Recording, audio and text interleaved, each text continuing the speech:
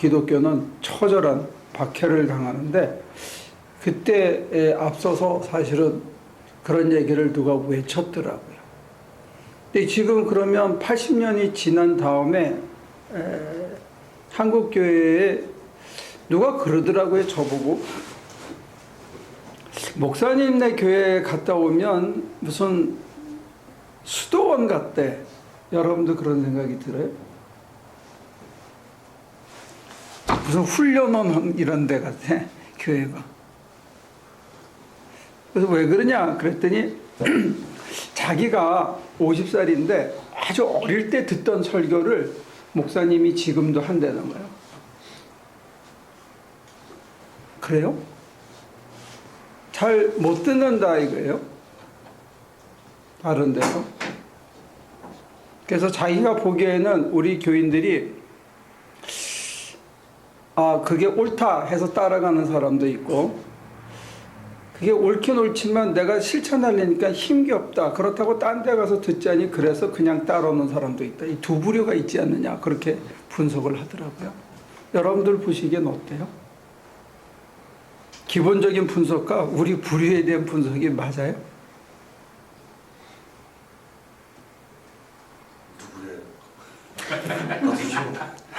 예언자 같아요? 해주든지. 용서해 주려니까 이런 거 하네. 7번. 무릎 꿇고 던지듯이. 여러분들이 듣기에는 어떠세요? 불편합니까?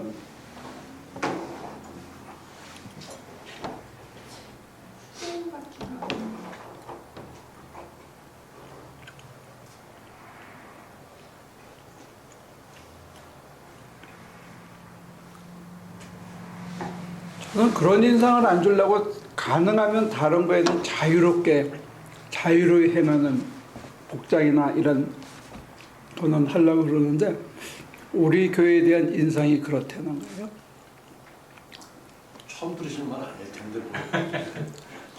아니 외부인이 우리 보고 수도원 학교 같다 이렇게 얘기하는 거. 그 다음에 제가 전하는 메시지가 자기가 아주 어릴 때 자기 아버지한테 듣던 메시지 같다. 왜요? 근데 왜 수도원 같다는데? 나도 모르지.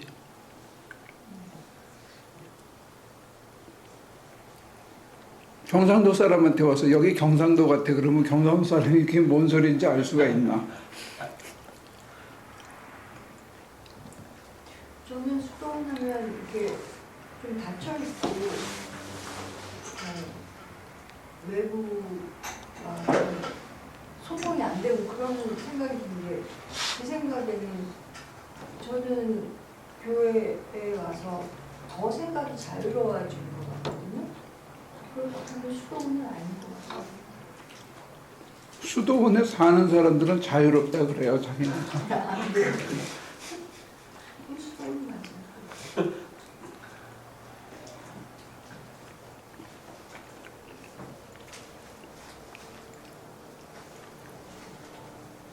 여러분들은 그 어세스먼트에 대해서 공감이 됩니까? 그러면 달리 얘기하면 소통이 안 되는 것 같진 않고요. 외부 사람들과 의견을 달리 한다고 볼 수 있는 것 같아요.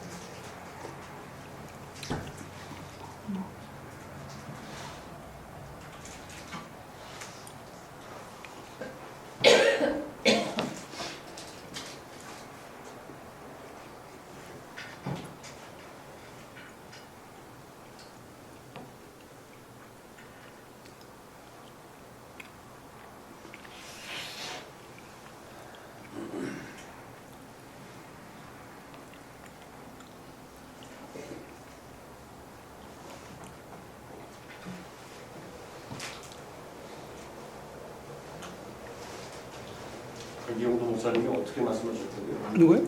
이용도 목사님이 육포를 떼어서 예수님의 육신을 육포를 만들어서 달달하게 만들어서 사람들이 뜯어먹게 해줬다는 거예요. 해줬다고요? 목사들이. 그리고 교인들은 그걸 하나라도 더 뜯어먹으려고 했다가 아니라 했다. 교회가 그런 짓을 하는 곳이다 하고 이게 1930년에 교회를 향해서 비판을 한 거는 아마 전무후무한 걸 거예요.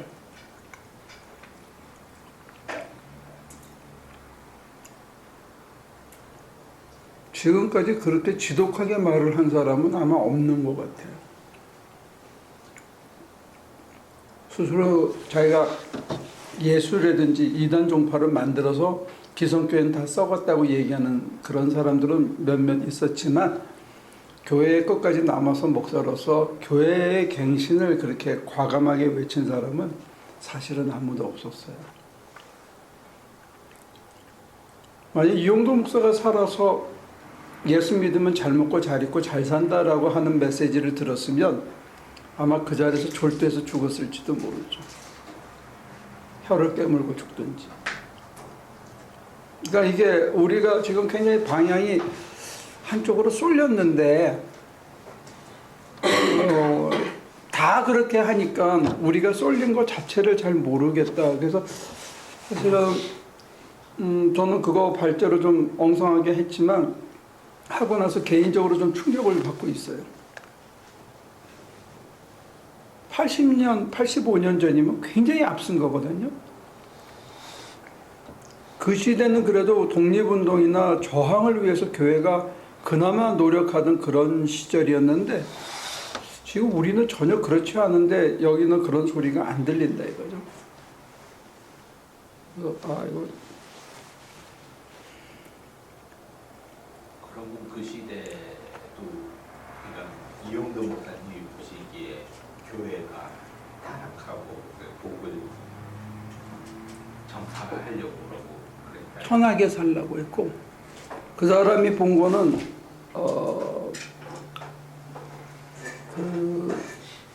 빈, 천, 비 그래서 가난하게 그 다음에 좀 더 척박하게 살고 그 다음에 겸손하게 하는 이 세 가지가 교회가 빠졌다는 거예요.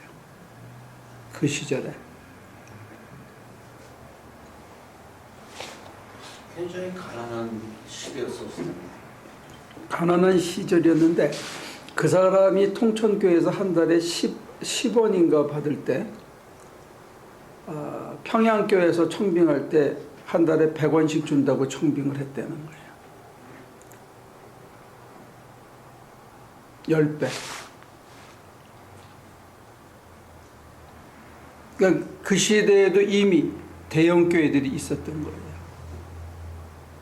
큰 그 서양식으로 지어가지고 벽돌로 기와집을 올려서 하는 그런 교회들이 도시마다 원산, 평양, 서울, 강화 이런 데 있었던 거죠.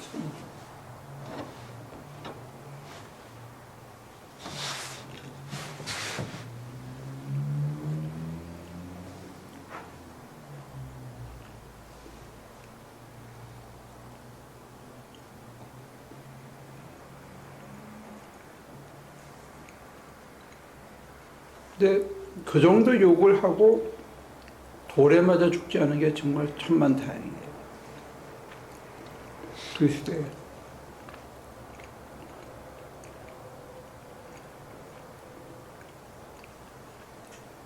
33년 1월 달인가 2월 달에 황해도에서 설교하다가 그 교회 청년들이 와서 돌에 던져서 실려 나갔다니까 그게 마지막 설교였다고 그래요.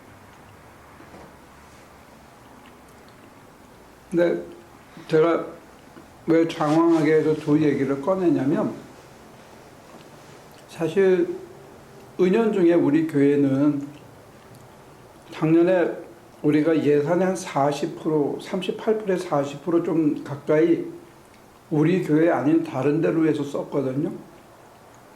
사실 이거는 흔한 케이스는 아니에요. 자기 예산의 40%면 여러분과 저의 입장으로 보면 10에 4조를 하고 살았다는 거예요. 진짜 생활이 타이트해요. 10에 4조를 하고 나면. 근데 그러면서 또 우리는 몸으로 때워서 교회 지으러 다녔다. 그리고 메시지도 잘 먹고 잘 입고 잘 사는 거 아니라 하늘의 소리를 좀 듣자. 남에게 나누자, 퍼주자 이런 메시지를 전하고 있다. 이제 이런 실적이나 또 우리가 실제로 다니면서 헌신하는 거나 그 다음에 메시지에서 강조점이나 이런 것들을 보면서 우리가 은연중에 남들을 깔보는 정도의 교만은 아니라 하더라도 방만하거나 좀 자만한 것이 아닌가 하는 회개를 제가 지금 말씀드리고 싶어서 그런 거예요. 우리는 마치 잘 가고 있는 것처럼, 우리는 마치 부족한 것이 없는 것처럼, 우리는 잘못한 것이 없는 것처럼 그런 자기 오해를 스스로 할 수 있지 않느냐 하는 반성이 있어서 이런 얘기를 드리는 거예요. 그리고 그런 근거는 뭐냐면 우리가 하루에 7번 잘못하더라도 아버지 하나님께 7번 정직하게 회개하면 아버지 하나님은 그걸 받아준다는 거죠. 그러니까 어떤 때 우리는 나는 옳고 너는 틀렸다는 생각을 가지기 쉽거든요. 알게 모르게. 그리고 문제의 근원이 상대편에 있다라고 생각하는데 그 돌아가시는 분 앞에 가서는 따질 게 하나도 없더라고요. 안 만난 게 잘못된 거고 사실은. 그리고 그 사람이 아프면 뭐 내 형편이 어떻든지 간에 왔다 갔다 가스비라도 쓰라고, 그 사람이 뭐 돈 모아놓고 사는 사람도 아니니까. 그러니까 보험이 안 되고 그게 안 되니까 환자가 계속 한 달 반 동안 12월 중순에 쓰러졌는데 그 몸을 가지고 클리닉에 갔다가 어느 병원에 갔다가 다시 퇴원했다가 계속 이 짓만 한 거예요. 한 달 동안. 그러다가 이제 시더스 사이너스로 다음 주인가 들어간다는데 그러니까 그 사이에 못 먹고 힘들고 그렇게 하는 거예요. 그러면 뭐냐 이거지, 우리가. 그래서 어제 오늘 이렇게 눈을 감고 자기를 돌이켜 보고 있는데 사실 저도 회개할 게 너무 많더라고요. 그러니까 자잘하게 흘러버리고 있었던 것들이 이렇게 뭉쳐지면 그런 것들이 사실은 하나님의 은총을 받아서 하나님이 이렇게 떠미는 대로 살아가는데 방해가 되는 것들이거든요.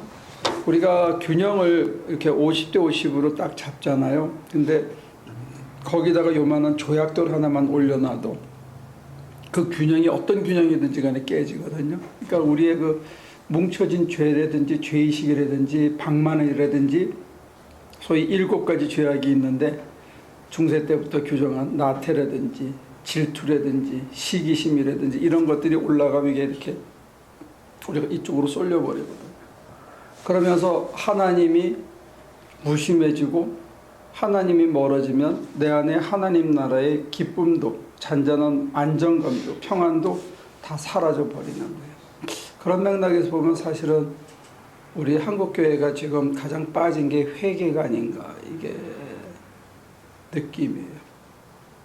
내가 잘못한 거, 하나님 앞에 사람에게 지은 죄를 뭐 그 시대처럼 땅을 치고 굴르고 토하고 뭐 부르고 그렇게는 못하더라도 우리가 85년이 지난 다음에 이 시대에 우리의 그 회개의 양상은 겉으로 드러난 모습은 다르더라도 좀 세련되게 하더라도 기본적으로 내가 살아가는 삶의 그 뭉친 것들 그리고 방만해졌던 것들 알게 모르게 작은 실수와 이런 것들을 쌓아갔던 것들을 자기 자신부터 이렇게 하나씩 하나씩 정리하는 이런 노력들이 우리가 병행돼야 되지 않을까.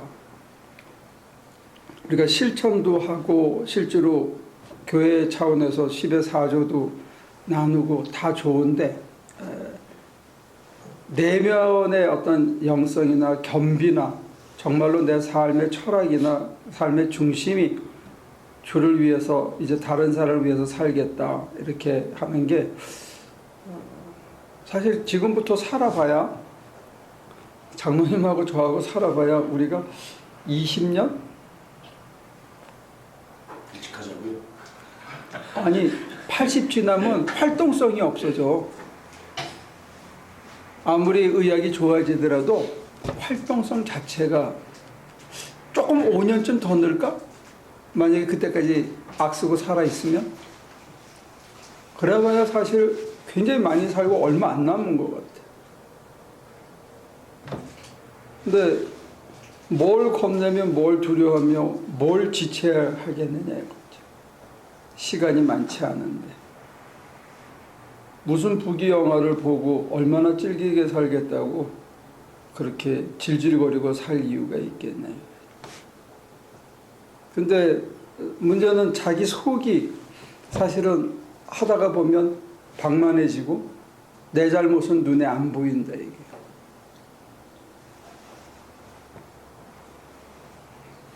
그래서 조금 힘들지만 저 개인으로는 다시 회복해야 되는 그런 시간을 보내고 있는 것 같아요. 그래서 여러분들에게 쉐어합니다.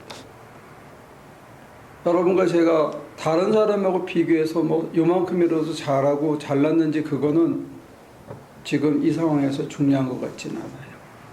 내가 다른 사람보다 잘하고 있다 이거는 중요한 게 아니고 문제는 내가 하나님과의 관계에서 정말로 하나님이 내게 원하시는 만큼 내가 살아가고 있는가. 내가 그 하나님을 속이거나 그 하나님을 아프게 하거나 그 하나님께 원치 않는 짓을 그분이 내게 원하시는 것을 내가 100% 감당하지 못하고 산다면 이것을 시간을 늦춘다고 해결되는 문제는 아니라는 거죠. 미스터베도 50인가?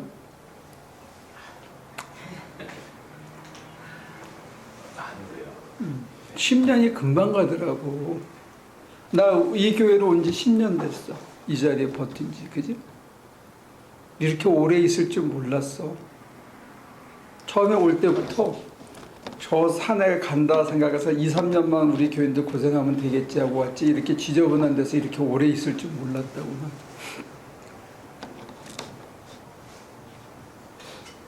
세월이 생각처럼 되어지지도 않고 생각보다 훨씬 빨리 지나가는 것 같아요.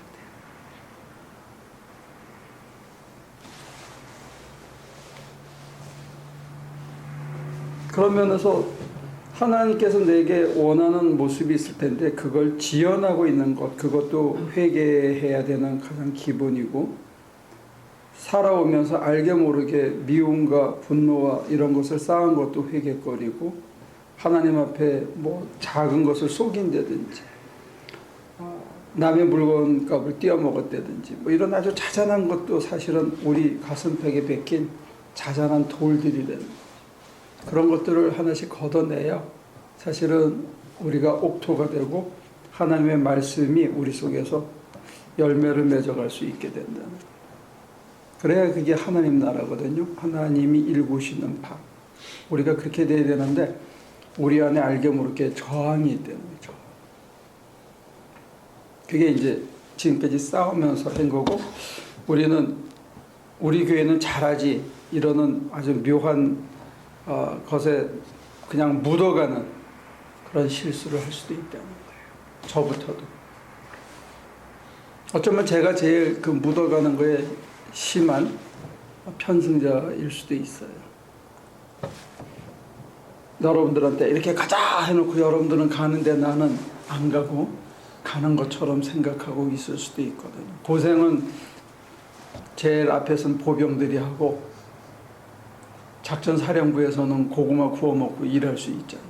그런 식으로 제가 갈 수가 있더라고요.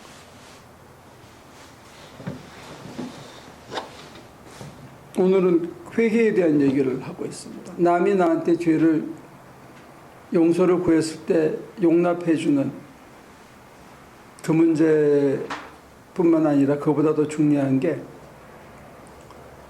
내가 오늘 사는 게 마지막이라면 사실은 하나님한테 제바로 하고 살아야 되거든요. 그 자세로 계속 살아야 됩니다. 이게 마냥 끄는 게 아니니까. 그런 얘기를 드립니다. 하실 얘기 있나요?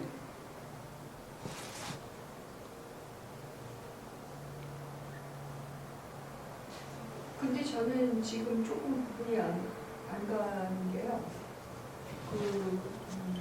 이제 일례를 선교를 갔다 와서 지금 건물 하나 짓고 여기에서 이게 안 될 것 같은데 이게 다 돼서 이게 다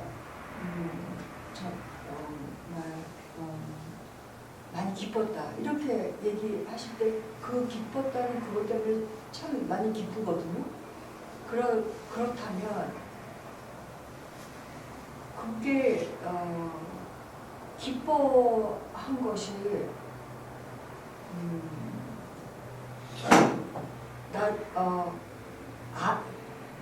그렇게 잘한 일이 아님에도 불구하고 잘한 것이라고 생각하는 걸로 변환될 수 있는 건가요? 그건 아니지 않을까요? 그 잘한 일이겠지요. 딴 사람보다 하니까 그거를 하나님이 원하신다고 생각해서 우리가 했다. 충성된 일이죠. 근데 그러면서 우리가 은근히 쟤네들은 안 하는데 우리는 해 한다면 묘한 우월감이 시작된다는 게 문제고, 두 번째는 우리가 작년에 그렇게 많이 간 것 같은데 몇 번 갔나? 네? 4번이요? 4번 가서 며칠이에요 총 왔다 갔다 다 합쳐서?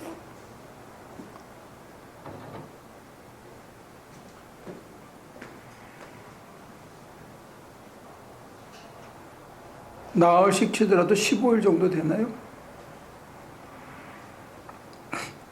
더 되나?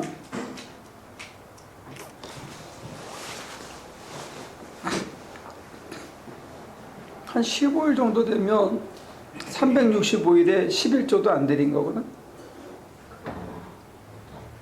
우리가 뭐 굉장히 대단한 걸 한 거야 아니라는 거지. 그것도 안 한 사람도 많지요. 그리고 왜 하냐고, 무슨 그걸 왜 하냐고 우리한테 오히려 그런 사람도 있지요.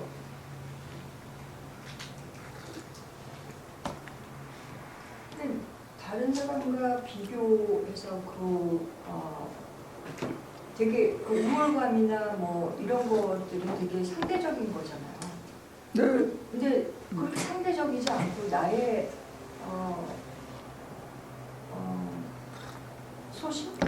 나의 소신이라기보다 내가 이게 주님의 일이라고 그냥 무조건 따라가고 하는 것이 그렇게 부정적으로 이렇게 전환돼야 될 필요가 있을까요? 아니요. 안 하는 것도 훨씬 잘한 건데, 설령 잘했다 하더라도 하나는 부족하다는 거 하고, 365일 중에 15일이니까 350일은 우리가 어떤 자세로 살았느냐 했을 때 그 자세가 흐트러졌다면 정말로 나머지 350일도 남을 위해서 산다든지 주를 위해서 산다든지 겸손하고 비천하고 조금 더 가난하게 사는 것을 당연히 받아들이는 그런 삶의 자세로 우리가 정말 살았느냐 하는 것에 대한 자기 비판이 끊임없이 있어야 된다는 반성이. 두 번째는 우리가 알게 모르게 우리는 옳은 길로 가고 있다 하는 이런 독선적인 생각이 있다면 그것도 수시로 하나님 앞에 발가벗은 모습으로 수정해야 될 필요가 있다는 것, 두 가지를 함께 얘기 드리는 것. 뭐 자기 비하를 하자든지 왜 겨우 긍정적으로 해놓고 나서 왜 그걸 무화시키려고 그러냐 그런 뜻은 아니에요.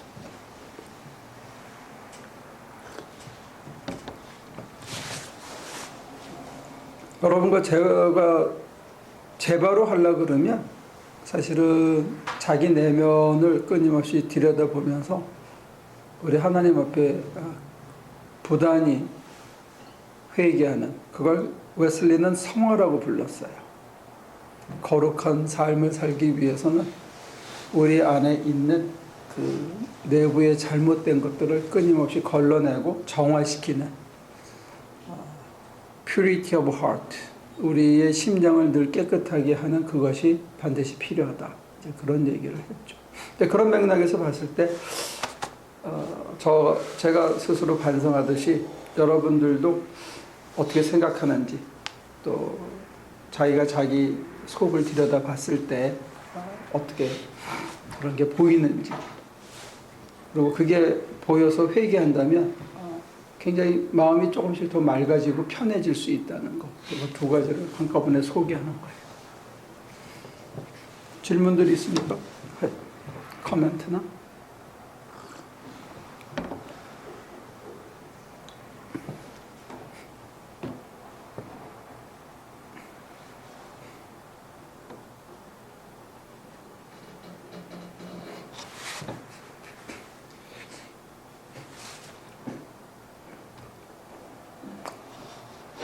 그렇다고 제가 다음 주부터 벌떡 일어나서 한국교회 회개하라 그렇게 외칠 그럴 주제는 못 되고요. 저는 그렇게 하진 않을 겁니다. 개혁가는 정말 맑고 깨끗하게 산 사람이 그렇게 하는 거고 저는 그렇지 못하고 또 하나는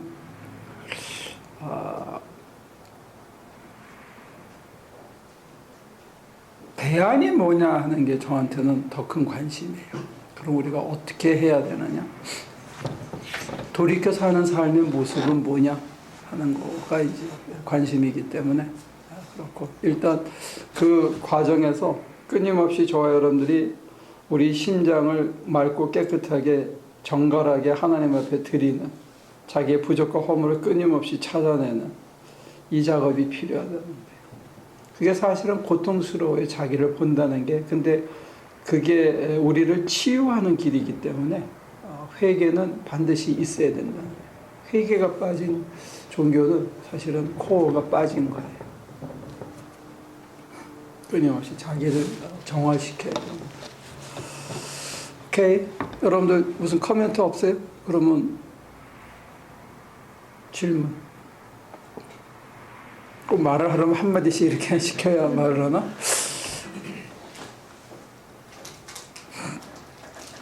참 우리는 이 대화나 이 토론 문화가 발달이 안 됐어, 그죠? 우리 꽤 오래 했는데도 우리는 나름대로.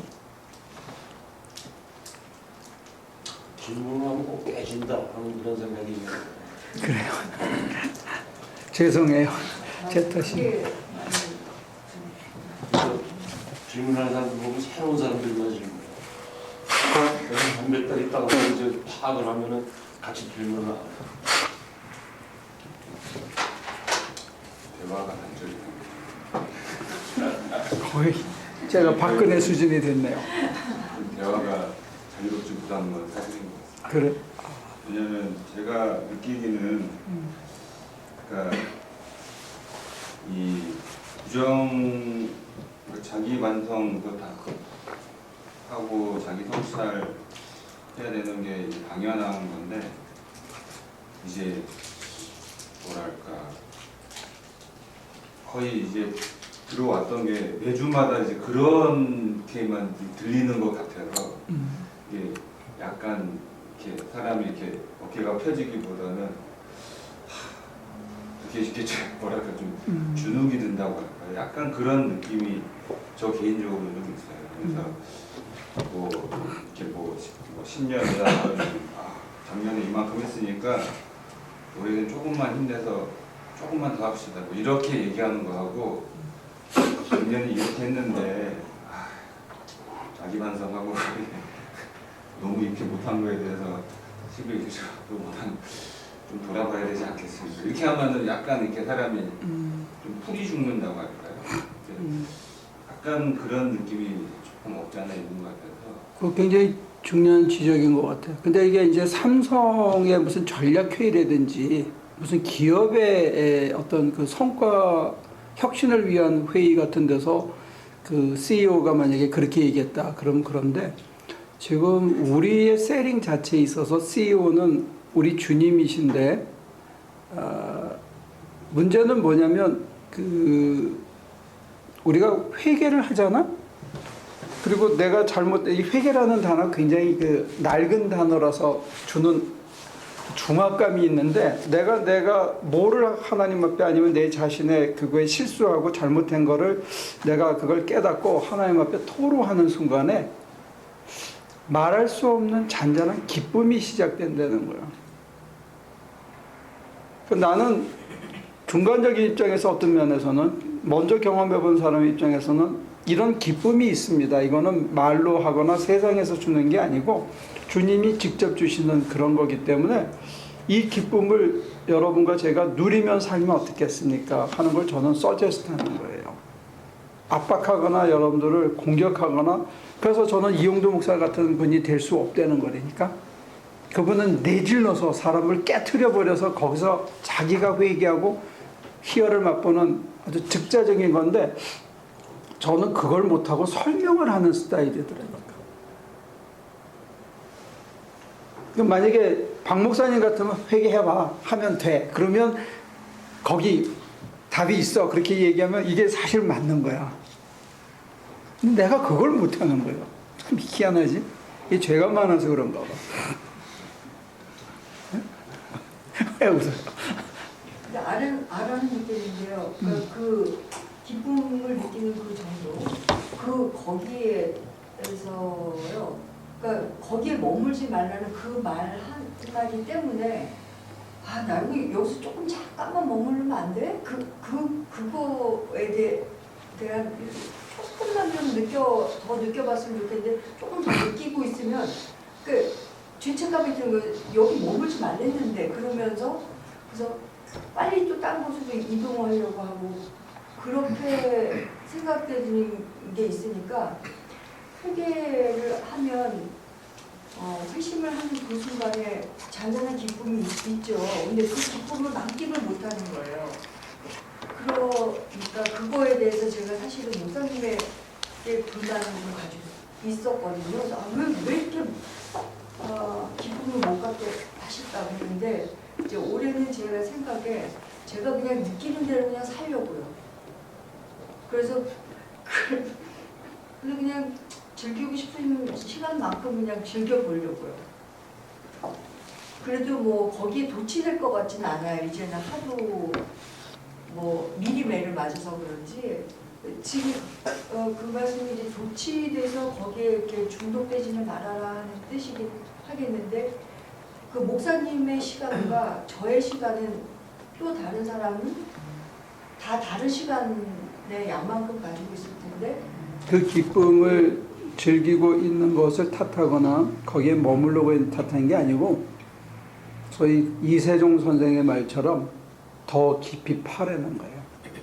그때 우리 속에 우리 과거에 우리를 둘러싸고 있는 저 깊은 곳을 더 둘러파는 것이 중요하고 더 둘러파는 만큼 얻은 힘을 가지고 우리 인생의 목표 자체를 남을 위해서 주를 위해서가 더 확고해지고 실제로 그걸 실천할수록 우리가 이 세상에서 맛보지 못하던 어떤 또 다른 세상의 기쁨과 희열이 있다는 거예요. 그런 것 중에 하나가 사람의 생명을 살리는 일들이에요. 다른 사람이 내 희생과 내 수고와 내가 정말 힘겹게 도운 걸로 한 사람이 한 가정이 살아나는 걸 볼 때 사람은 묘하게 삶의 의미를 그런 데서 찾기도 해요. 그래서 내가 지금까지 내 가정과 내 집에 내 개인의 문제라는 게 한순간에 사라져 버리는 거예요. 참 사람이 묘해서 세상의 떡만으로 사는 게 아니고 아주 묘한 떡이 우리에게 있다는 거예요. 그게 주님이 주시는 메시지죠. 떡이고.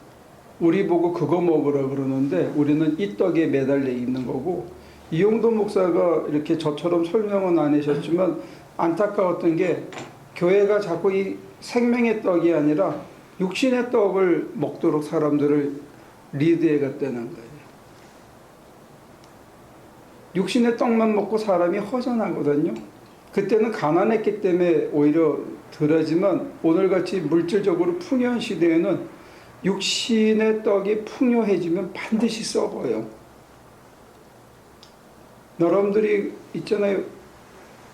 그 비유를 들면 세종대왕이 당뇨병으로 시달렸대거든요. 정조대왕이 제일 건강하게 살았다고 그래요. 그 조선실록을 보면, 왕조실록을 보면. 왜 그랬냐? 정조는 이렇게 궁에서 안 살고 시골에 살다가 나중에 반란 일으켜서 왕이 됐나? 뭐 그런 사람인 것 같아요.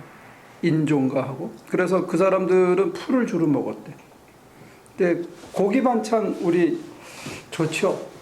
때려서 먹고 신선로 하가지고 뭐 쫙 한 9첩 반상인가 뭐 18첩 반상인가. 매일 먹으면 빨리 죽어요.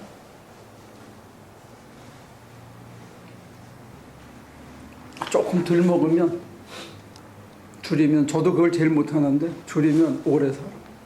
오래 살면 주님한테 더 일할 기회가 많아. 근데 일찍 죽으면 기회가 적어. 물론 질기게 지저분하게 사는 거는 더 곤란하겠지만 자우장 가능성만 있어. 그런 것처럼 우리가 풍요 속에 사람들이 허전해서 발버둥을 치는 거를 저는 너무 많이 보는 거예요. 풍요를 가지고 좋은 데 못 쓰고 자기를 죽이는데, 자기 영혼을 망가뜨리는데 돈지랄을 하고 헛지랄을 하는데 쓰고 망가지더라는 게, 자기만 망가지는 게 아니라 주위 사람들을 망가뜨린다는 거예요. 이 풍요가 주는 귀신이에요, 그게. 근데 지금까지 한국교회는 지난 70년 이후로 풍요에 대한 것만 딜이 얘기했거든. 그래서 사람들을 다 죽여버리니까, 영혼을. 우리 교회가 지금 딴 얘기를 하니까 이게 의아하고 이상하다 그러지만, 지금도 고통에 대한 얘기를 하면서 잘 참으면 또 축복해 준다는 얘기를 또 하고 있어. 이 풍요가 얼마나 무서운 존재라는 거. 풍요를 주시면 10의 5 이상을 돌리지 않으면 풍요가 나를 잡아먹는다는 걸 모르는 거예요. 풍요는 굉장히 무서운 대가를 요구해요.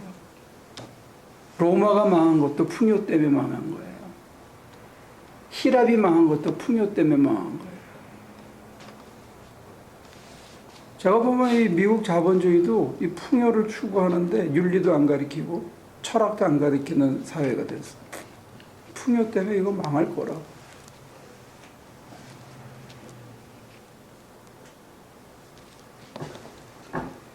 그 얘기는 풍요를 자기 한 손에 놓고 이렇게 핸들하고 거기에 지배당하지 않을 수 있는 사람이 참 적어, 숫자가.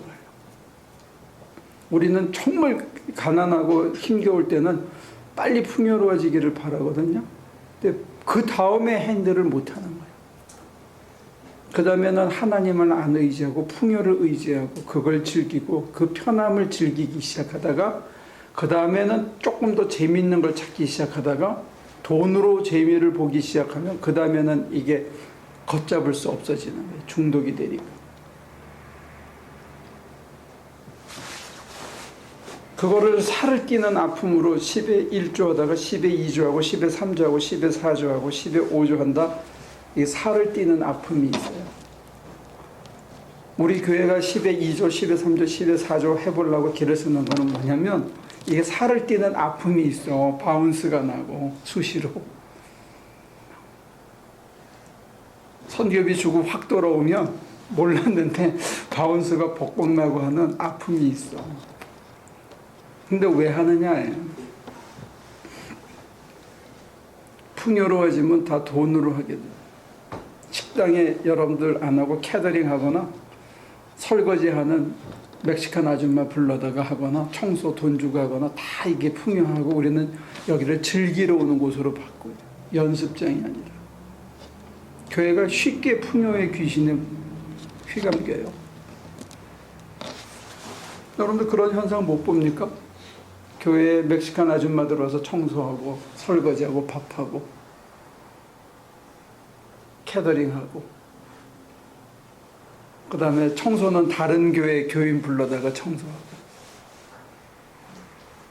몇백 명 모이는 교회는 자기 교인들이 청소 안 합니다. 장로님이 어디서 베큐음을 해요. 큰일 나지. 경비원도 다 채용하고 다 돈으로 가는 거예요. 우리 교회처럼 교인들이 라이드 주고 이런 교회 없어요. 다 부목사의 일이거나 그걸 위해서 전도사들을 하이어하죠. 돈으로 해결하기 시작해요. 그러면 계속 돈이 모자라, 풍요 속에. 남을 도와줄 수 있는 힘이 없어져요. 그게 교회의 모습이고 교인의 모습이고 기독교인의 모습이 된 거예요. 그게 잘못됐다는 게 안 보이는 거예요. 근데 그거 안 하려고 살을 찢는 뻥뻥 바운스가 나고 이렇게 하면서도 계속 그걸 고집하는 이유 중에 하나는 뭐냐? 근데 그렇게 해도 역시 나는 죄를 짓더라는 거예요. 그 두 가지가 같이 가는 거예요. 방만하지 않는 죄, 그리고 알게 모르게 하나님 앞에 반듯하게 못 서고 하나님께서 방향을 바꾸실 때 저항하는, 목회의 방향과 삶의 방향을 바꾸실 때 내가 100% 안 따라가는 그런 죄를 범하더라는 거예요.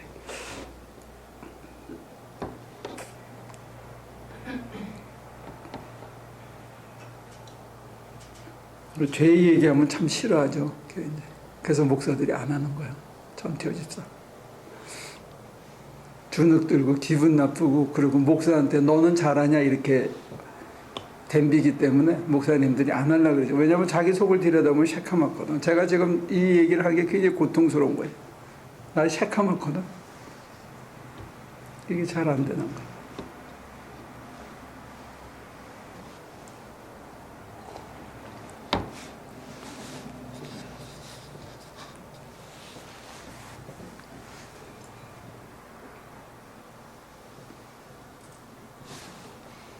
더 설명이 필요 없으면 우리 잠깐 기도할까요?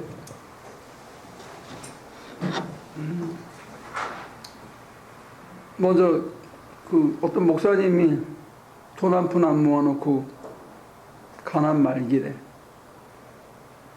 여러분도 잠깐 기도해 주시면 좋겠어요.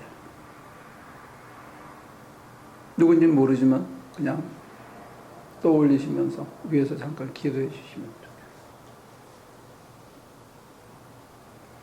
마무리는 박 목사님이 하실래요?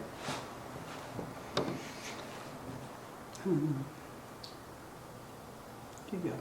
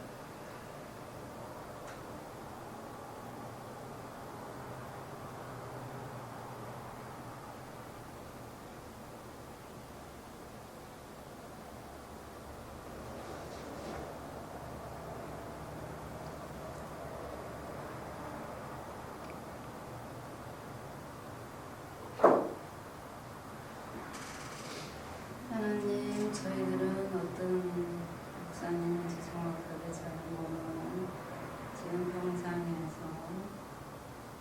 어려움을 겪고 계신다는데, 주님, 공주님을 주님 다시 붙들어주셔서 그분의 영혼과 육신과 꿈과 모든 것을 주님 앞에 맡겨드리는 귀한 시간들이 되기를 청합니다. 주님, 저희들의 바람은 그분이 우리 곁에 더 있기를 바라지만 하나님께서 가지고 그 뜻은 어디에 있는지 잘 모르나 사경을 헤매고 있는 그분은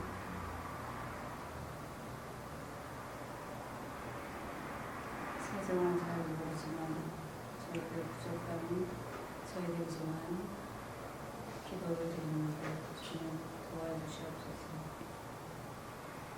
그 가정의 식구들도 굳건히 붙들어 주시옵소서. 어떻게 결정이 나든지 간에 받아들이게 하시고 또 그 일을 통해서 크나큰 변화가 있기를 간절히 소원합니다. 부족한 저희들이지만 저희들의 기도를 들어주시옵소서. 저희들이 부족함에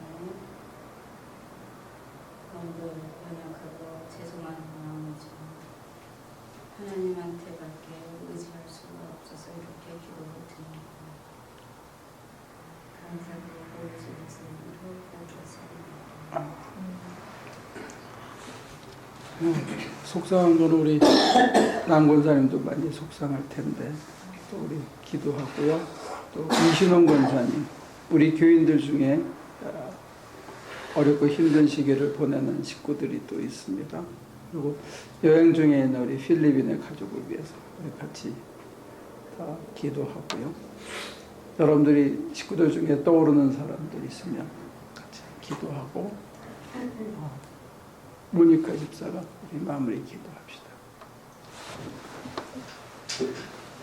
하나님, 이 시간 우리 남성분들 기억하시고 위로하시고 저의 마음의 허함을 달래주시고 이제는 새로운 모습으로 우리 교회를 위해서 헌신하고 주의 나라를 넓히는 일에 생명을 내어드릴 수 있도록 도와주옵소서.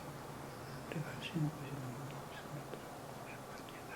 이 신앙 권사님과 병중에 있는 우리 식구들 주님 오르만지시고 저희 아픔에 안수하시고 그 고통을 나눠 가질 수 있는 저희 되게 하시고 주님의 고통을 나눌 수 있는 저희 되게 하시옵소서. 하나님 위로하시고 어루만져 주옵소서. 주님 필리핀의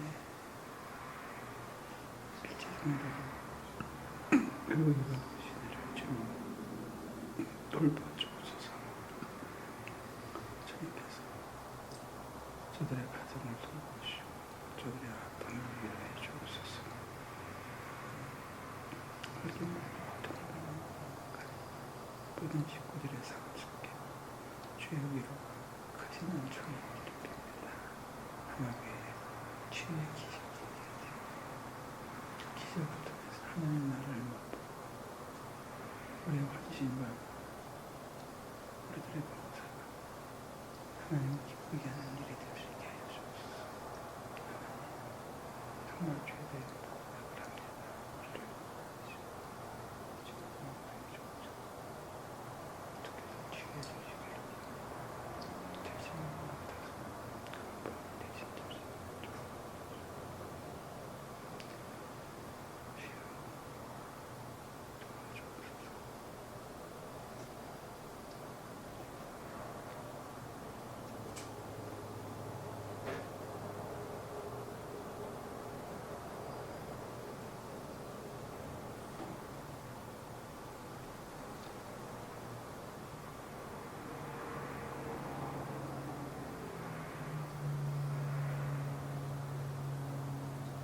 아버지 하나님 부족한 저희들 앞에 나오시고 오늘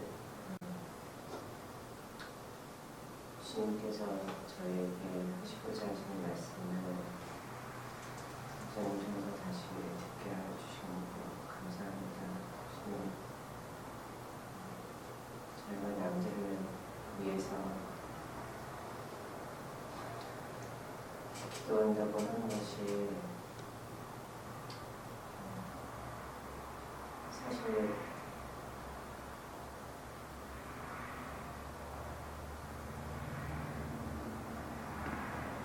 어떻게 기도해야 될지 모르는 때가 더 많습니다. 아버지, 이신영 권사님 또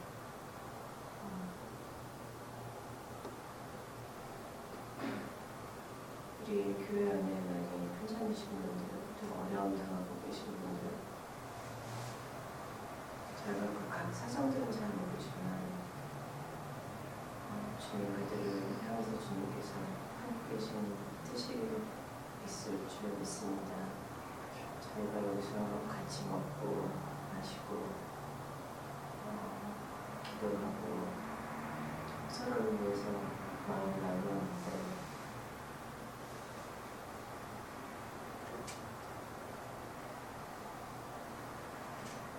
인간적인 저희들 생각으로는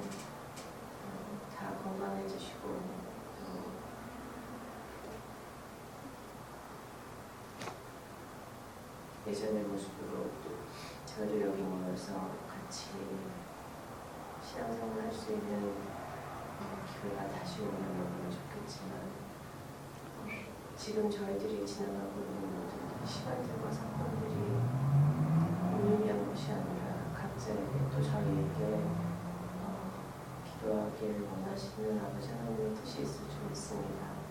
아버지 저희가 기도를 통해서 더욱더 하나 되게 해주시고 주님 진짜 저희가 남을 위해 사는 것이 어떻게 사는 것인지 깨달을 수 있도록 주님 도와주시고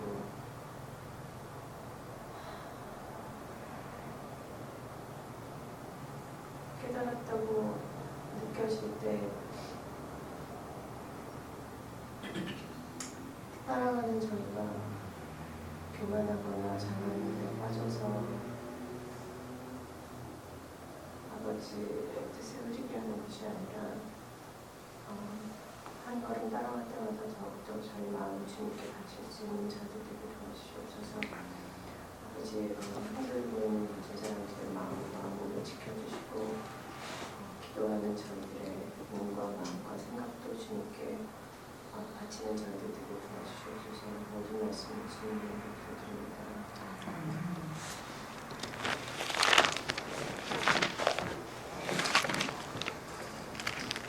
찬송 하나 하고 우리 나도 기도할까요? 어서 돌아오 317장인데 옛 찬송가는 새 찬송가는 몇 장이죠?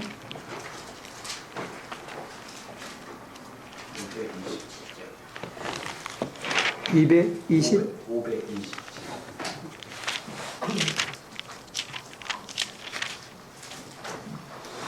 어서 돌아오 어서 돌아오고 지은 죄가 아무리 무겁고 크기로 주 얻지 못한다고 못 받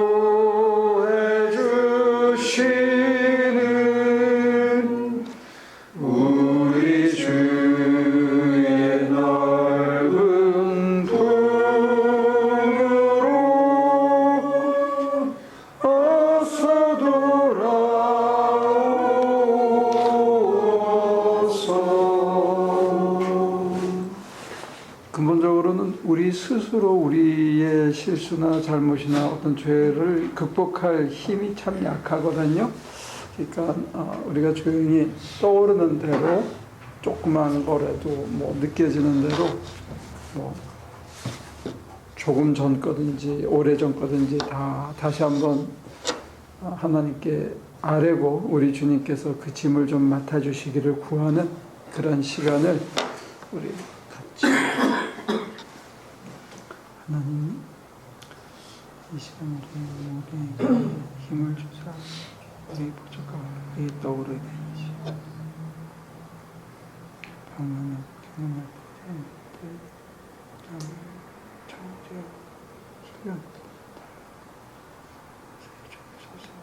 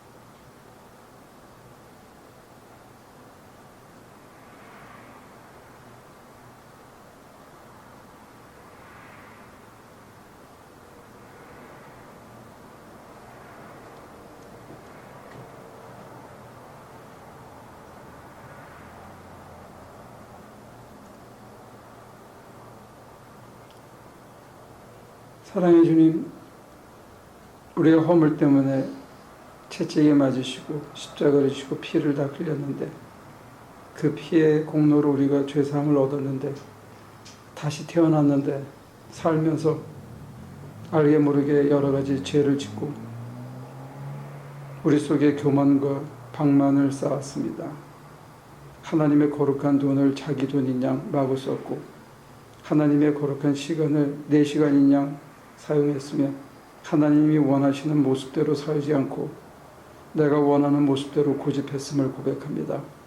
하나님, 우리의 허물을 용서해 주시고 이 질긴 자기 애착으로부터 우리가 자유할 수 있도록 세상이 우리에게 요구하는 모습에 끌려가는 이 어리석음으로부터 우리가 자유할 수 있도록 우리를 힘주시고 도와주옵소서. 우리의 힘으로 스스로 쓸 수 없음을 다시 한번 고백합니다. 우리 속에 박혀있는 이 수많은 것들 때문에 하나님 주시는 놀라운 하늘의 평화를 누리지 못하고 사는데 정말 거지처럼 살아가고 있는데 하나님 우리를 용서하시고 다시 한번 또 한번 받아 주옵소서. 하루에 7번 죄를 지었을 때 다시 와서 용서를 구하면 용서해 주라 하셨는데 우리는 하루에 7번이 아니라 70번, 100번을 정말로 당신 앞에 죄를 지었고 당신 아닌 다른 것을 향해 살아가는 우리의 모습을 고백합니다. 얼마 남지 않은 인생을 당신에게 온통 드리고 사람을 사랑하되 끝까지 사랑하고 진실로 사랑하고 우리 주님의 살아계신 모습을 보여주고 살아야 되는데 그리 살지 못했음을 회개합니다. 우리의 허물과 죄를 용서하시고 당신이 원하시는 모습대로 살아갈 수 있도록 정말 우리를 사랑하신 것처럼 사람을 진실로 사랑하고 하나님을 위해서 우리의 남은 인생을 다 드릴 수 있는 귀한 삶을 사는 우리 하나 식구들이 되도록 도와주옵소서. 감사드리며 예수님의 이름으로 기도합니다.